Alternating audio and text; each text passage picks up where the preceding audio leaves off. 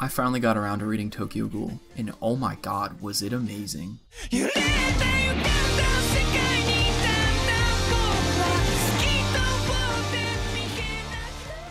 Now, I'm so glad I chose to read the manga over watching the anime. Tokyo Ghoul is pretty notorious for having an amazing manga with a pretty butchered anime adaptation. So for someone who, at the time, had never read manga before, this was my first step into a whole new world. Yes, Tokyo Ghoul was the first manga I've ever read, but it did not disappoint. Every single weekend, I prepared my 1-hour mix of songs on repeat, opened up the manga on my Viz subscription, and got fully immersed in this story. Little by little, I made my way through all 143 chapters. Now, I wouldn't call myself a slow reader, but I certainly took my time to fully absorb the story and appreciate the beautiful artwork on display. Finishing the manga took a lot longer than I expected, and I still got the second part to read as well. Let's just say if I wanted to read One Piece, it might take me a couple years. Anyways, after I want to say the second or third chapter, I was fully hooked on the story. What really interested me was how mature the manga seemed. This clearly wasn't your average punchy, kicky hero anime. Tokyo Ghoul takes itself quite seriously and seems far less childish than other anime. I later came to learn that the term for this is called seinen, or manga catered to an adult demographic rather than children or teenagers. Not to mention how violent and crazy it gets. I mean, this shit is unhinged. So, what did I love about the manga?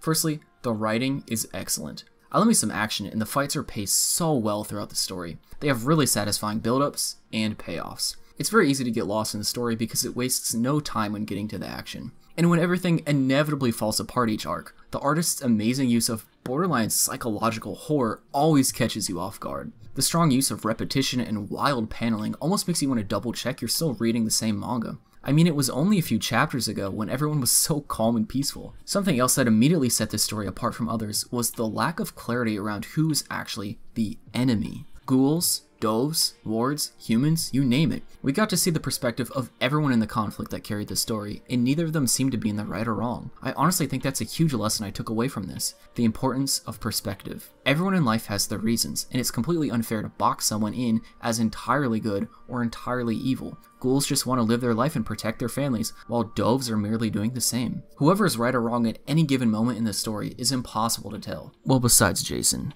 Fuck that dude. And our main protagonist, Kaneki, is stuck in the middle. Living through the tragic experience of being attacked by a ghoul and implanted with her organs, he's forced to live a dual life in both the human world and the ghoul world. Constantly teetering on the line between both sides, he gives us a great view into the ghoul perspective as well as his normal human one. In a way, he helps humanize all the characters in the story, which makes it hit even harder when people just start dropping dead on both sides. It's just something I really loved about the story. Speaking of characters, wow.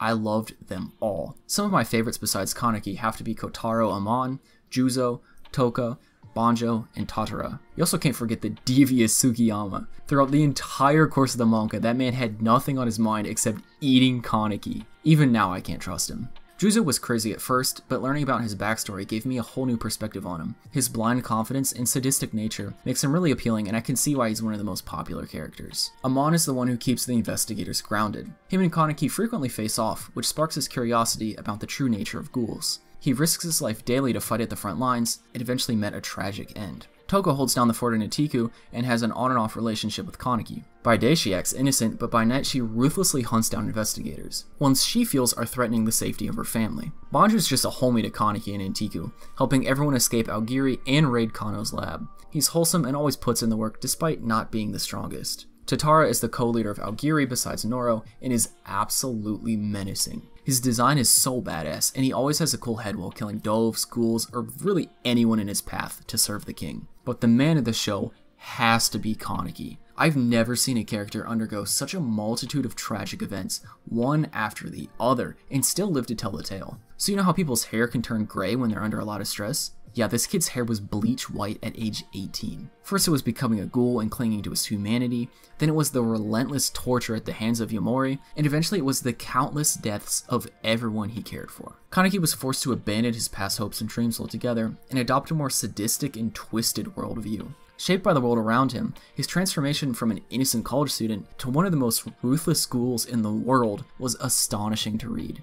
I mean, holy shit, I love Kaneki. If I could wipe my memory and read this story over again, I would, in a heartbeat. He carries the story in such a way that I don't think any other character can. And even when the focus isn't on him, the vast amount of intricate side characters hold the story on their own so well. The world of Tokyo Ghoul just feels alive, and I love it. And finally, we gotta talk about the art in this manga, man. Now, I'm no artist, but I know gorgeous ass artwork when I see it. Watching Ishida's talent as an artist evolve throughout the progression of the story is such a highlight of this manga. The way he draws movement is so satisfying, and it makes it appear as if characters are literally jumping right out of the page. Apparently, this manga was released on a weekly schedule, which makes the level of detail even more impressive. I'm just gonna flash some of my favorite panels on screen now just to showcase what I mean. I mean, if the art wasn't this quality, it'd still be a great story, but this just takes it to a whole new level. Sometimes I got lost while reading because I just stare at a double-page spread and do nothing but admire how cool it looked. Ishida's art style is truly one of the strongest points of this manga. It's crazy, beautiful, and often psychotic, which really helps set the tone for such an emotional story. I may not have read many manga as of now, but I can confidently say that Tokyo Ghoul is the best one I've ever experienced. After much consideration, my final rating for Tokyo Ghoul is 9.5 out of 10. I'm super excited to jump into part 2 of the story and see where it goes next. How does Kaneki survive for a whole nother series? I have no clue, and I'm about to find out. If you made it this far into the video, I truly appreciate it. Make sure to smash that like button if you enjoyed my review. If this manages to hit 60 likes, I will happily make another review for Tokyo Ghoul Re once I've finished it. Thank you for watching, go subscribe if you're new, and I'll see you next time. Peace out, boys.